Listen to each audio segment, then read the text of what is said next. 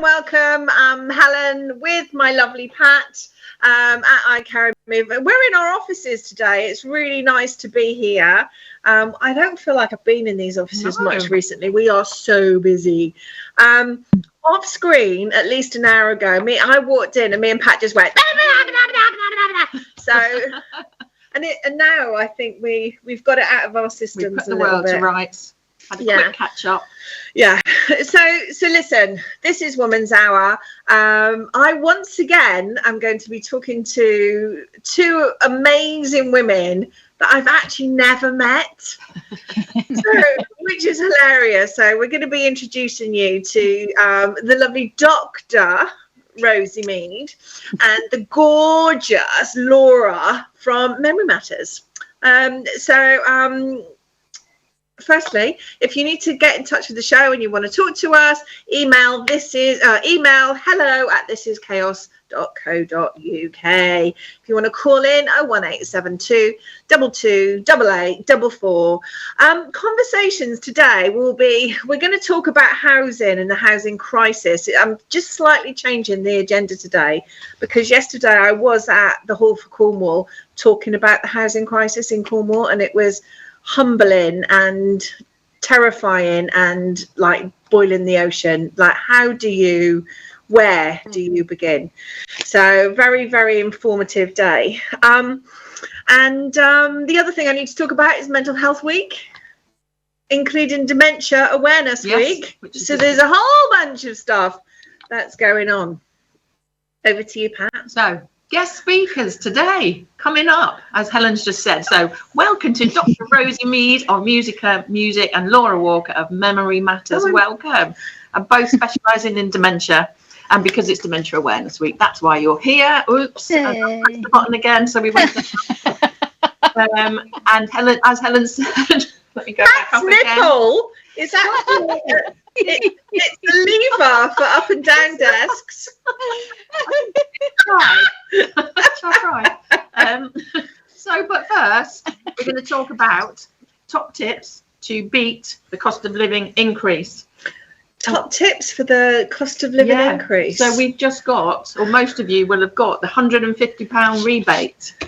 Have you? Is it enough? Not in our house. No way. No, definitely not in our house either. Do you Sorry. Oh. Do you look at your bills? Do you look at your outgoings and things? And do you budget, or do you just go with it? And we've always just gone with it. And but I've looked at our outgoings and the cost of living and what it's going to mean to our household budget, and it is massive. It's huge, isn't it? I got a top tip, and I only learned this because of Pat Taylor. You go out for dinner, pretend it's somebody's birthday. It wasn't me. Somebody else told me. You take a bottle of wine in a gift bag, and the bottle of wine then is one of the replacement wines that you have at the table. It's a brilliant idea. That's Ali. We call it stash. So we go, have you got any stash? And it's in a little birthday. Well, you buy the same bottle of wine from Sainsbury's for £8, and it's £28 in the restaurant. And I was going to say, even 8 is quite fancy. Give me like £1.50 bottle. That's fine, Helen. Say, do you want French or New Zealand? And you go, we'll have New Zealand. And it is. Do you remember? Yeah, £30. And we thought, we were like, so now it's French. French. I can beat that. Years and years and years ago, my husband was working away in France, and they literally went down the list and said, we'll have that, please. And the waiter was like, are you sure? And he was like, yeah, it's fine. And so they made Boob's done it again. Can you see our table going up and down? So the waiter comes out, makes the right song and dance about this bottle of wine, and they was like, should we decant it? Needs to breathe. And they're like, that's fine, we'll just chug it. So they poured said wine into glasses, and the waiter's like that. And then one of the other boys goes, can we just have a little look? And it was the blood of Jesus Christ. Oh. £600 was this bottle of wine. Oh my word. Oh, and it's not a chugging wine. Absolutely flipping not. It's not a chugging wine. And it was so bad that and they felt so embarrassed that they ordered a second bottle. No. Wow. Just for the sake of it. Yeah, to show face. Show face Yeah. against the French. That's what they said at the time. Being a whole Wow. bunch of British boys. Yeah, so, oh my God, isn't that terrible? But anyway, so there's a top tip. Yeah, what about fuel? Fuel. I only put half a... Here's the thing. So are you girls, do you like to keep your tank full up, or do you like to get it really empty so you're on the last dregs? Guess which one of us is which? Hang on a minute. Guess which one? I'm going to guess that Laura has an empty tank.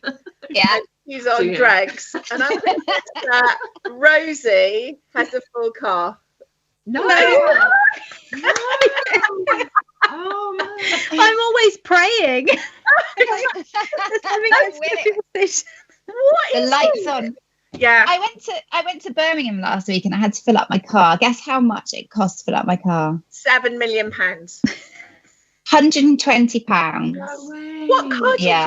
you drive? Wow. Oh no, don't ask me specifics. What colour is it, Laura? Drives and gets you there. It's a big one. It's a Passat. But yeah, I mean, it's a big tank, but and it did, it took me all the way to Birmingham and back again and some, but really £120. It was took it up to about £80. I was thinking, it's going to click off in a minute. It'll click off in a minute. No. Was No, that a motorway station? No, that was at a supermarket, so still cheap, isn't it? God.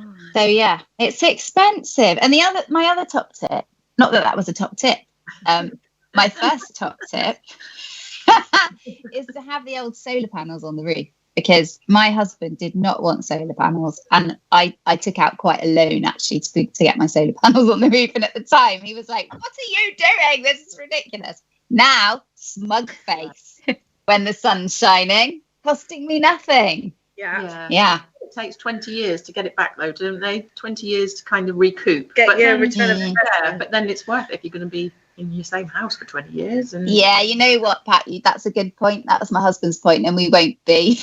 Oh. So hang on a minute, is that a top tip or not? I'm not sure. I don't think that's a top tip, Helen. No, all right, let's brush over it. Rosie, do you have a top tip? Not quite, but I was just about to say, Lou, if more of us have solar panels, though, it's just going to even out. So if you move house, you're going to move to a house that's got solar panels. So you're just helping the future. That's no bad thing. And that is why you're a doctor and me and Laura I paid a lot of money for this. But I don't have a practical tip, because I'm very much a kind of bury my head in the sand, which is not how you should go about it. But sometimes I'm just like, it feels so out of my control that I'm like, I just got to ride it out, which isn't the way to be. But it's just, in reality, and being completely honest, that is how I am. We often talk about the zombie apocalypse, like you do. We've got a team that we're pulling together that are actually going to get us through the zombie apocalypse. And in the team, we've got people that can sail, people that can gut fish, people that can farm. We're still looking. We've got the odd person that we need in the group that will actually feed to the zombies first, to give us a bit of leeway. So we've thought this through at length. It is many a dinner party where we've talked about how and what skills you need. And the one big one is, what if we run out of fuel? Like, which country is running out of fuel tomorrow? I'll tell you in a minute. But yeah, I mean, without electricity, we've got to think about these skills, girls. Yeah. Can you light a fire from nothing? What? I'm hormonal. Were you a brownie? I wasn't a brownie. My son's Am I a brownie? Were you? Yes. Guess what? Guess out of all of us who got kicked out the brownies? Oh, I wonder. What did you do? I'm a troublemaker. I'm a disruptor. Scouts. I got kicked out the guides for fraternising with the scouts. And smoking. I was like that at school. Terrible, yeah. We used to jump I used to wag it and then go to the boys' school on the bus, and get in their PE lessons, and hiding. Sorry. And I went to Catholic girls school. All worst. Yeah, and they, I'm Catholic too. Now I love a bit of upcycling. You do, I do. I love if I'm bored of my house, I paint everything. So that's fairly seasonal for me, and I go through a nesting phase. So I'm not one for IKEA furniture because you can't paint it.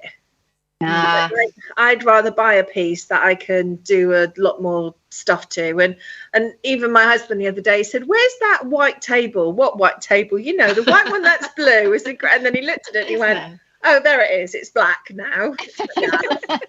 Yeah, and it's also really therapeutic for me. So if I go into my painting phase, it really helps me think. Yeah. So I really, and these two creatives will agree. So that's one of my top tips. What about you? What about so we've been to those clothes swapping things. What were they called? Swishing. But we weren't keen, were we? I'm not a fan. This is me, all right.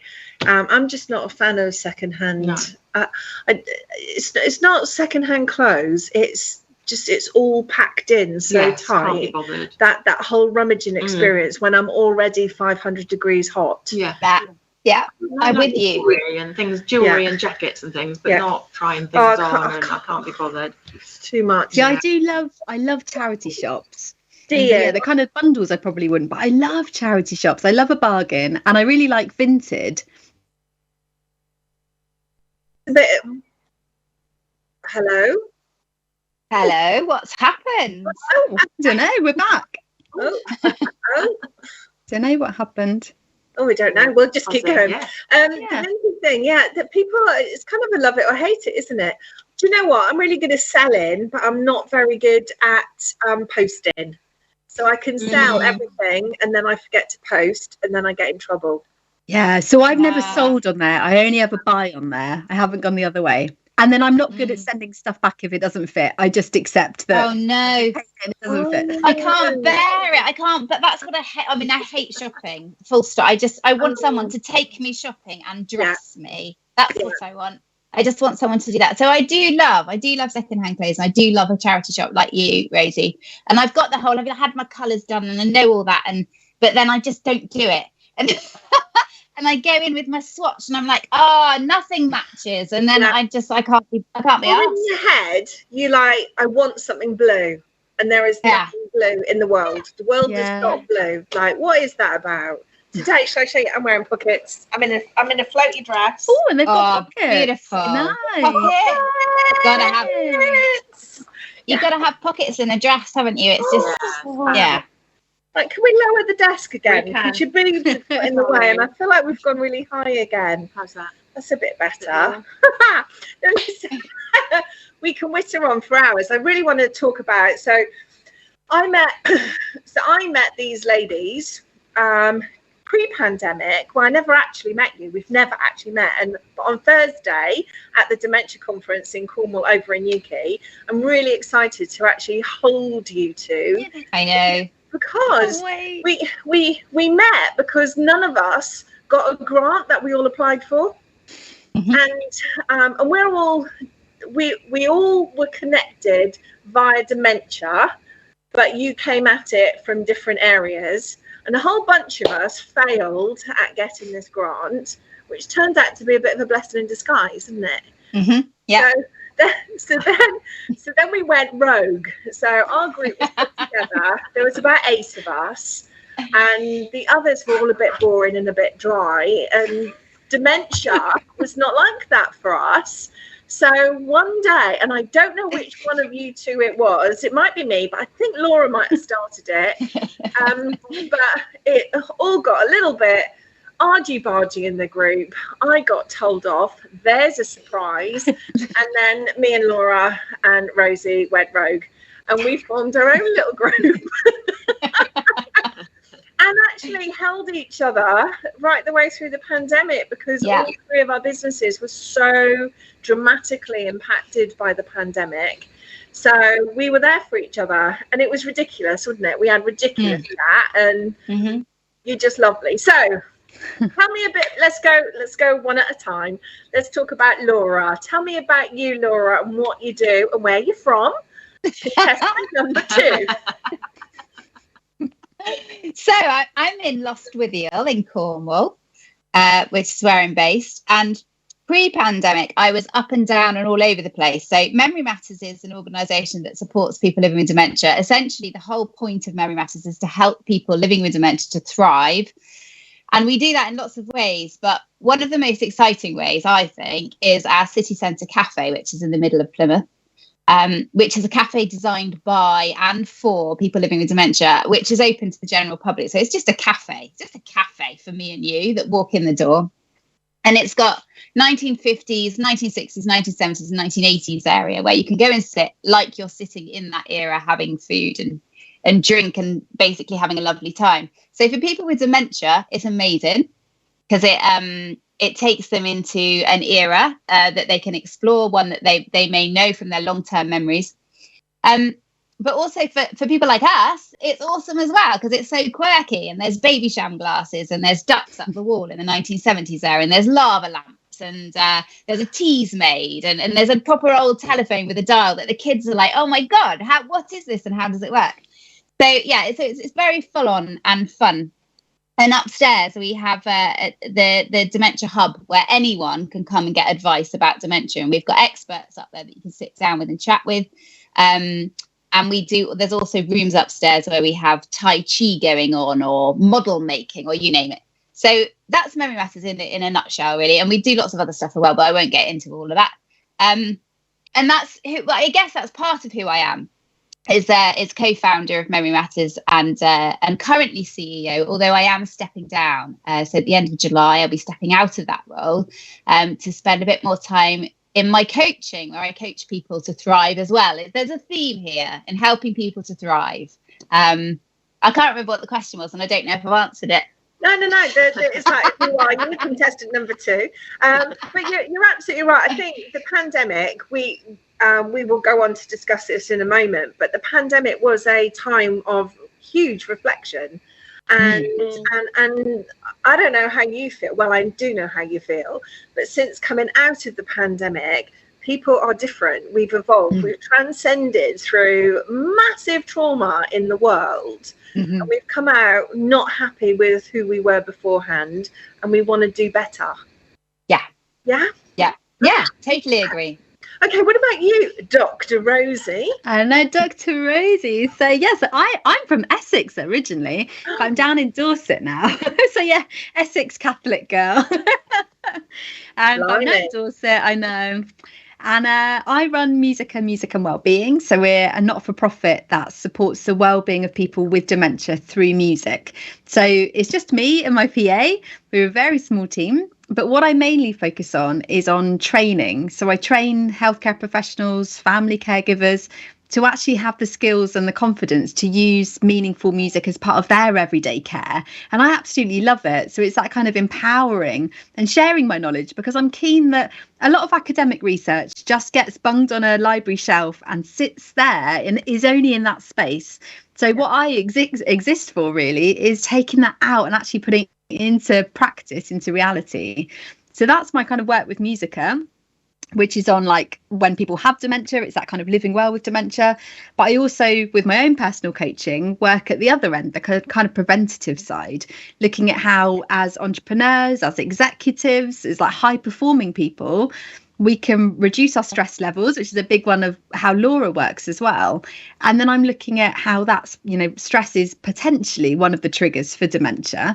And so looking at how we can have that success, we can still achieve lasting success, but without that stress. And then my kind of underlying mission is potentially reducing longer term mental health conditions. It's fascinating. And you can see, so I'm going to pass it to Pat because I talk all the time. So what's the synergy there? So what do we do at I Care, I Move?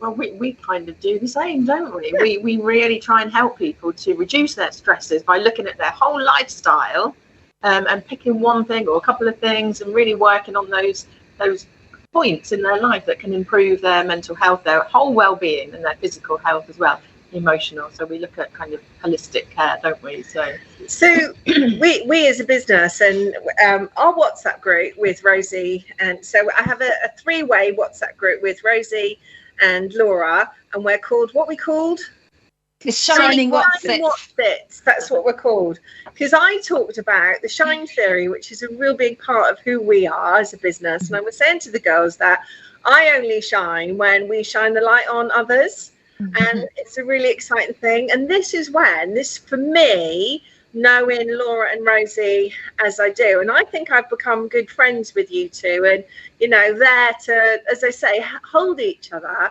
But what I love most is that we're actually really similar, and it's not competition. It's actually it just makes it even shinier and more wonderful that there are other women supporting other women, and that is a real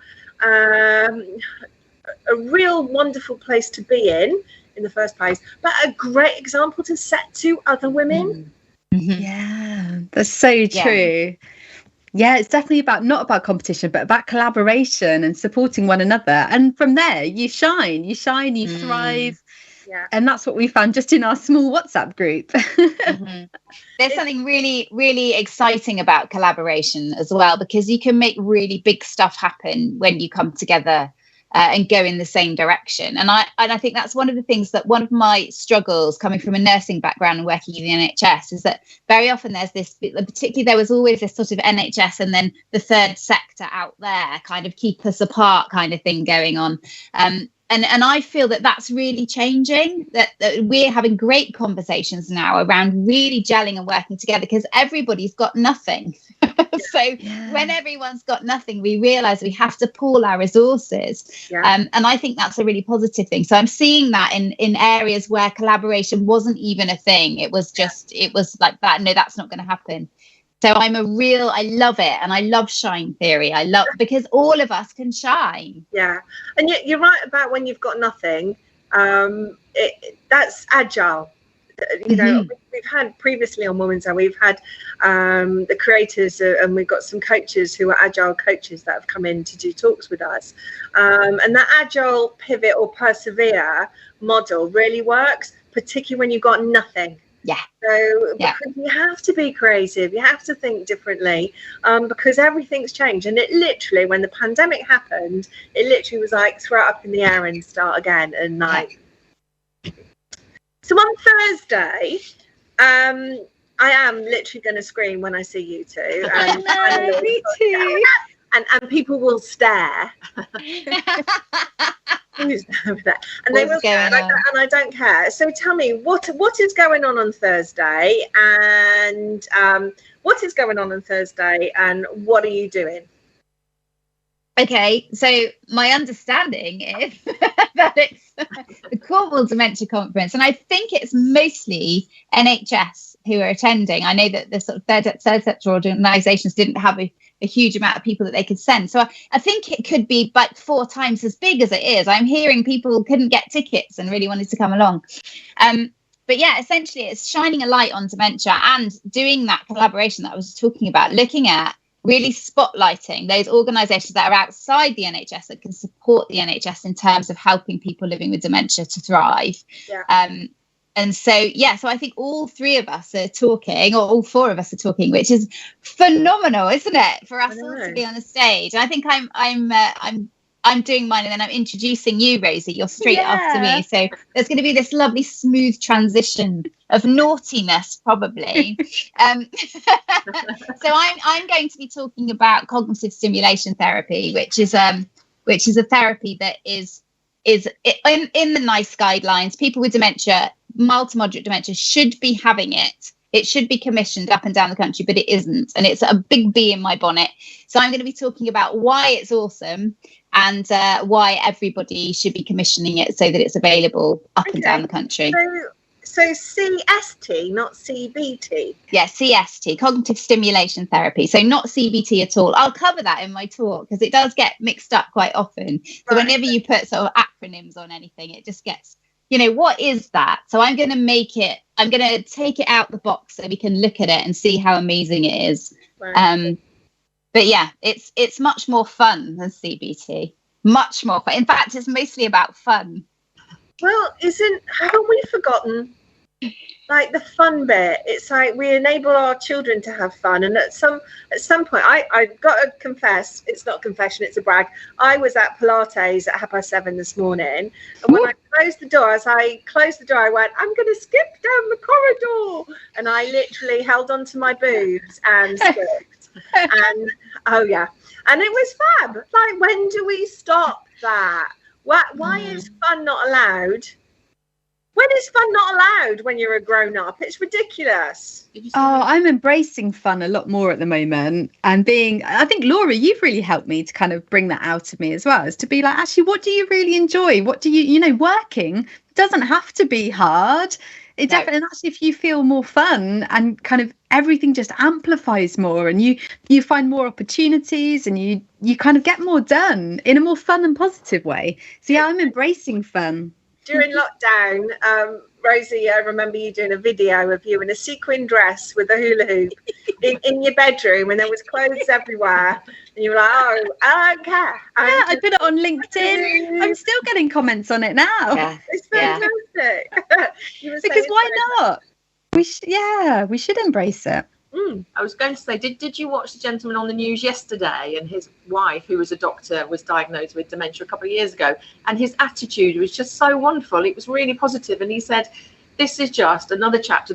I think of my wife as Dr. Joan then, and this is my Dr. Joan now, and it's a new life, but it's exciting, and we've got to make it a really positive one, even though it's not the old life. So we're still grieving a little bit, but he said, actually, I'm getting on with it, and we're making it a new life, because we don't know how long it will be for, so they have to make the best of it. And I was like, how wonderful was that? And because there's so much negativity about living with dementia, but that positivity and that support that he can get is just going to make that difference in both of their lives, not just him, because we always think about the carer, but that person living with dementia has to have a great life as well, don't they? Even if they don't remember it, they absolutely do. So it's one of moment by moment. Yeah, and it's always a challenge, because from a funding point of view, you can't prove it.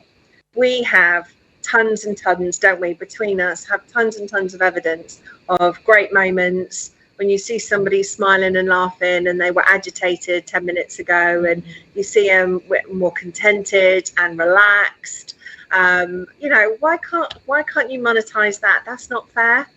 And because we're floopy and woolly and on the outside edges of clinical, I'm doing all of that in inverted Wayne's world. And it's crap. It really is crap. It's actually like we are making such an impact, not just on that person, but the ripple effect. Because the family they will remember these moments when mum sang or she danced, and you're like, oh man. But yeah, I was just going to say, it's quite interesting. You're absolutely right. Some of that stuff's really difficult to measure. But I think having had my foot in cognitive stimulation therapy for the past, 12, nearly 13 years, that does have an evidence base. And it does, it's been through clinical trials. So it can be sat together with the anti-dementia drugs and shows that it has the same impact. And still, there isn't funding. So I think it's a really, really difficult one. I think anything to do with dementia tends to be at the bottom of the barrel. It's not sexy. And like you said, it's very easy to push it away and go, oh yeah, we can't measure that anyway. And even when you can measure it, it still gets ignored. And the irony is that's going to be us one day. We need to really crack on and get this bit figured out. And it's not just dementia that's not sexy. Getting old is not sexy. It's beige, it's broken, it's a bit smelly. For crying out loud, this is us, and these are people. Like, why are we still behaving in such ugly and awful ways? The fitness industry is ironic, I mean, And the fitness industry is underappreciated, undervalued, massively underpaid. And yet there it was as one of the strap lines during the pandemic about moving, so daily exercise. And yet you were constantly up against it because the perception, the bias is you're a lycra clad, tiny, perfect creature that's going to boot camp Joan, who's 92 with dementia. Yeah. But I find the same with music. You know, you're saying about CST is evidence-based. You know, there's so much around music. Friends keep emailing me at the moment because there was that big report from Music for Dementia and others, and it was on music and wellbeing. And yes, it's fantastic. And there's so much evidence, there's information out there. I have a PhD in this, but yet you still find that people are saying like that's not enough, but there's not money there. And I've applied to a few funding pots lately where they've said we're not funding music in dementia anymore because that's already well established. Like we've done it. Not well established. Wow. Yeah. And because there's the reports out, I guess people just assume that the money's gone with it, but it hasn't. It's actually it's just showing there's a need for this, but there's no money to back it up. And if you are watching and listening to us bumble on about the weird stuff that we actually bumble on about, particularly dementia, please email in, contact in, because we're really keen to support more people and help to talk to other people, coach them around the stuff that we do that can really make a difference. And it's somebody in your world. That's the thing, isn't it? You know, dementia's not that far out of our circle of love, and it's really, it's not just, sorry, Helen, it's not just an older person's thing. No. You know, people in their 30s, in their 40s are getting dementia. And I think often it's quite easy for us to kind of bury our head and think, well, I'll worry about that when I get to 80 or when my parents are that age. And actually, it's really not. And we need to be thinking about it in the workplace as well. You know, this is going to become a workplace issue. This isn't just something that happens when we're in our 80s, our 90s. Yeah. You were going to ask a question. I was going to ask a question, but my sister-in-law, amazing lady, Vicky, she died last year at the age of 51, and she had a genetic early onset dementia, and her mum had it and also died at the age of 48, I think. Her brothers died and her sister's not having the tests for it. But it was just so sad that she knew that she was going to go through that. But actually, she was such a vibrant person. And the husband, that's my husband's brother, Martin, was just so supportive, and her two children were amazing. She had a lovely, lovely life, and saw it through to the best that they could make it for her. So it's really important to kind of get that help when you need to. So one of my questions, and actually somebody's come through with it, talking about healthy brain habits. Can we stave off dementia? I know certain types you can't, but can we? Is there anything that you would suggest we can do to stave off dementia? Yeah, so there's a lot, and I think there are 13 identifiable, modifiable risk factors that you can do something about. And I know that Rosie's doing quite a lot of work around this at the moment, Rosie. I've sort of been catching some of the stuff you've been putting on social media. So I'll hand over to you, but yeah, everything from exercise right the way through to lifelong learning. And I'm sure, Rosie, you might have a couple of top tips for people to go away with. Yeah, so I mean, I've been looking at kind of different elements. I mean, one is not my expertise, but it's around nutrition. And so kind of getting support from that. There's a lot around kind of healthy eating habits, but actually targeting specific food groups and supplements. My sort of main one is around the learning side. So actually reading, I'm a big fan of Jim Quick. He's like brain coach. A lot around reading every single day, but reading something that's going to help you to learn something new and learning how to read faster. So I read like with my finger, you know, like you did at school, but going back to that, reading is like a visual pacer. It gets your brain active. It works your brain like a workout does to your body. Learning a musical instrument is fantastic. You know, people often feel like they missed that opportunity when they were a kid, and so it's too late now. It's never too late. That's because we're all traumatized. We're recorders. Oh, I know. But pick up the fun and learn the drums. I love playing the drums, and that's fantastic for your brain. You know, I remember it's not dementia connected, but I do remember going to talk to a group who had a specific type of cancer that was in their bones. And all of them were all told to not move, basically. You're made of glass, you're going to keep breaking everything. And all of them were really frustrated because they were saying, it's not true. They've told us that we're going to live 5 years after our diagnosis and treatment. And 5 years and 1 day, they're still alive. 12 years later, they're still alive. And they're waiting for the shoe to fall off. And I said, well, what do you do? And he went, I'm a drummer. So drumming is so good for your bone health. Yeah. Oh my God. Your core stability is amazing. Yeah. From a physical fitness point of view, it's like drumming is one of the best things you can do. So yeah, definitely, I'm totally up for you. You need to show me. Yeah, you should feel it's also great for my step count. If I haven't got my steps in, I just go and drum, and it's like you reach your goal. I feel like this is a whole new niche. Yeah.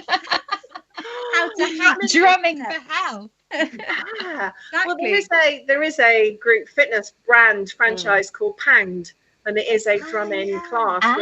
So you stand on the mat and the whole thing with sticks. And in fact, we've brought that into our classes previously, haven't we? In our older adult classes. Yeah.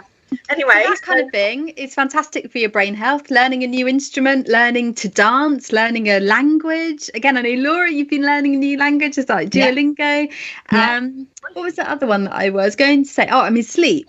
So I think we underestimate the power of sleep and needing sleep. That's a big one. And reducing our, stress levels. So actually finding ways to meditate, to get out into nature, to do breathing exercises, like things that, don't need to be life change, like as in don't need to be huge transformations, but just little drinking enough water. Like how often do people not drink enough water? And that's a really big one. So that bothers me. My dad used to brag about how little fluid he drank that day. It certainly is a part of that older population. But actually, when you drill down a bit into that conversation, firstly they're worried about weeing themselves all the time and having little leaks. Then because of their setup in their home environment, they don't like getting up to wee at night, so they'll start dehydrating as the evening comes on. So we've got the leaking, and there was a third one connected to it. They don't want to go out and about because half the toilets are closed now. There's no toilets. It's a really big issue.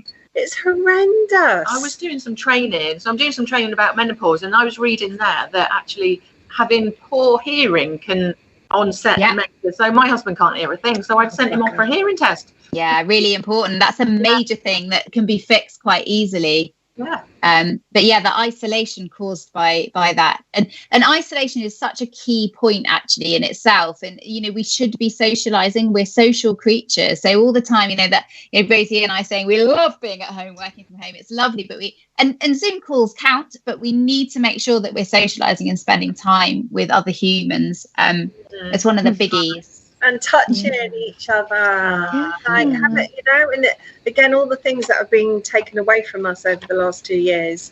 But I'm going to just say something else a minute. In terms of dementia, Alzheimer's, we're obviously obsessed about menopause. We talk about it all the time in a really healthy and positive way. There's been a lot of feedback on Davina's show that was on a couple of weeks ago, that the big takeaway was the connection with menopause and dementia. And that's not right, in my opinion. Certainly there's more evidence around women and dementia, women and Alzheimer's. But I am a little bit worried that all women are going to go through menopause, they're not going to all get dementia. No. And there's a tagline, a strap line that was on the telly as well, which is, I'm going to forget it now because of my menopause. It's something like dementia. It's not getting old, it's getting ill. But that's related to dementia, so it's not a part of it. Doesn't have to be a part of getting old. No, it definitely isn't. It's an illness, and it can be treated in some some ways, and it can be made better, I suppose, for want of another way of saying. I think that's the key thing. People don't tend to push to get a diagnosis. Getting a diagnosis at the moment is an absolute nightmare. Due to COVID, we're looking at massive waiting lists, up to 3 years to even get a diagnosis. And most people don't come forward for a diagnosis until they're hitting crisis. So we need to change that. We really need to change it. I hate to interrupt, ladies, but from here in the studio, as much as we're enjoying the show, we are getting to the end of the hour, I'm afraid. So if I could just give you a helpful little nudge to start wrapping up, but by all means, just finish up what you're saying. Thank you very much for understanding. I won't remember what I was saying. So and that is the joy of menopausal women.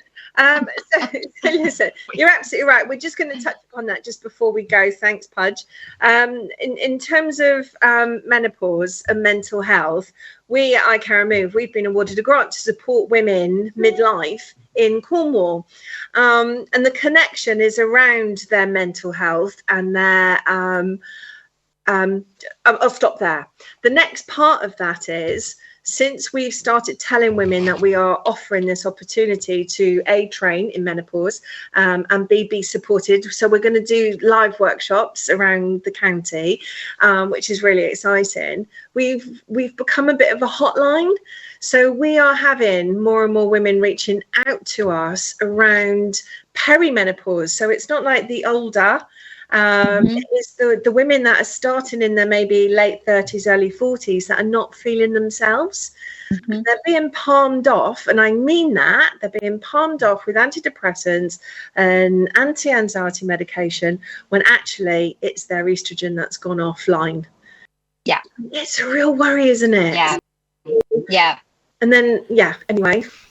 It really ladies, is, I hate to get involved, but I'm afraid I'm being run by technology over here, and that is it for me. But I do want to say thank you to all of you. Okay, you're all fantastic. So we're going to fold it all in. Thank you very much. These girls are amazing. Join us on June the 28th, and we're having the girls from Siblink, the sisters, Sylvia and Celia from Siblink, and I'm really looking forward to a conversation with them because those girls do some amazing thing in the fashion industry. They are copywriters and entrepreneurs and multiple business owners, being young mums, and they're lush. In the meantime, Rosie, Laura, I love you both. Thank you so much for joining me. We love you too. We'll see you Really look forward to Thursday. Yeah. We'll See you Thursday. We'll send you photos, Chaos, of our union, because it's not even a reunion. Our first time, little hugs, and thank you for joining us on Women's Hour today. Thanks. Thank you.